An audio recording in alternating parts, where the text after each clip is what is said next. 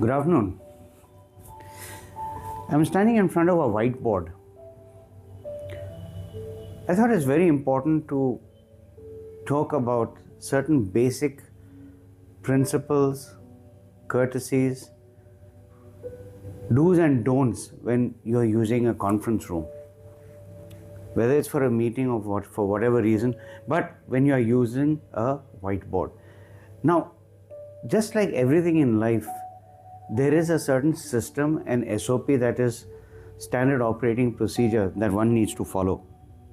Even when coming to something as simple as using a whiteboard. Now, obviously, I don't need to explain this, but using a whiteboard is to illustrate whatever you're going to discuss or talk about. Whether it's a training program, whether it's a discussion where you're going to put down points and share it with others, it doesn't really matter. But the point is that you are going to write something, right? You're going to write something.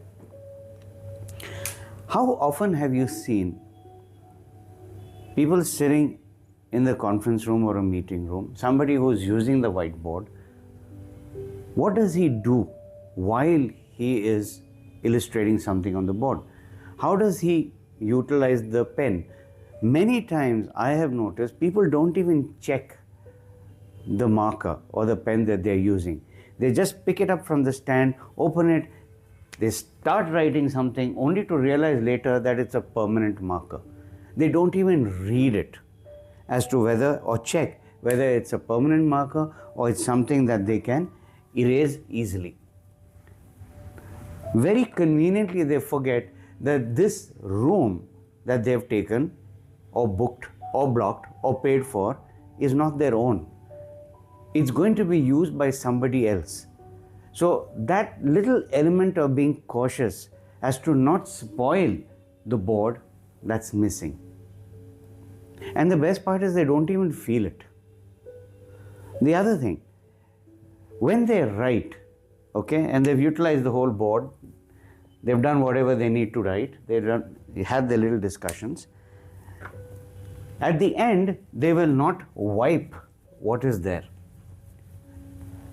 They will not clean the board as much as possible so that somebody else who's coming in to use the board has an empty slate in front of them for them to use. Again, where is this coming from? Sensitivity. That somebody else is going to use the board. Okay? Now, that is as far as writing and erasing it is concerned.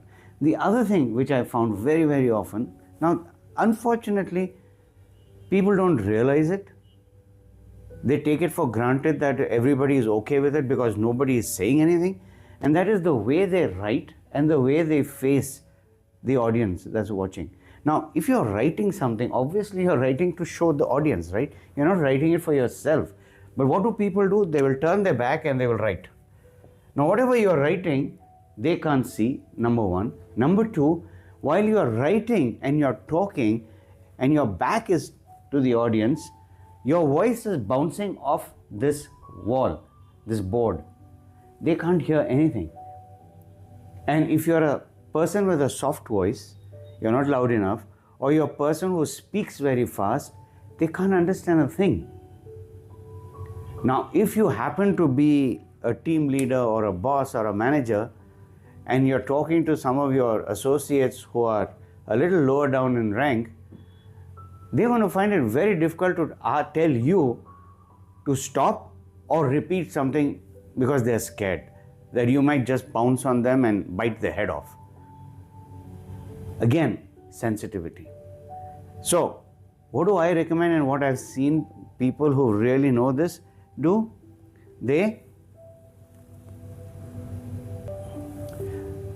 So like I was saying, people are scared to ask a question, especially if he's a team leader or a manager or a boss. So they very conveniently forget that there is an audience in front and you need to turn your torso, face them, and then talk.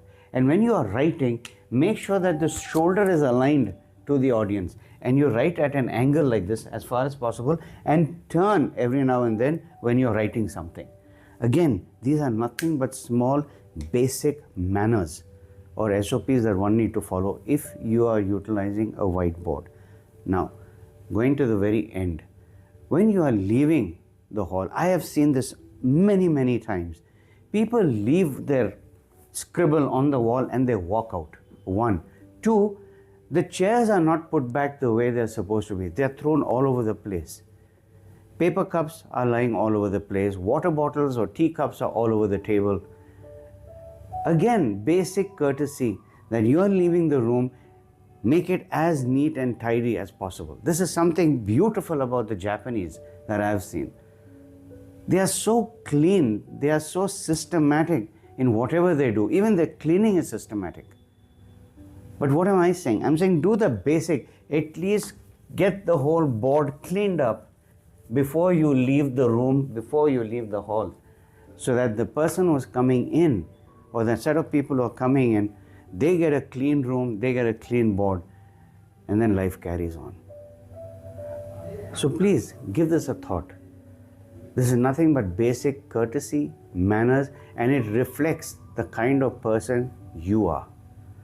Now, if you hold that important, very good. You make your changes, but if you feel it's perfectly fine to be the way you are currently, all over the place, well, you'll see the, if I may use the word, aftermath or the end result later on in your life or career. Wish you all the best. Have a good day. Bye.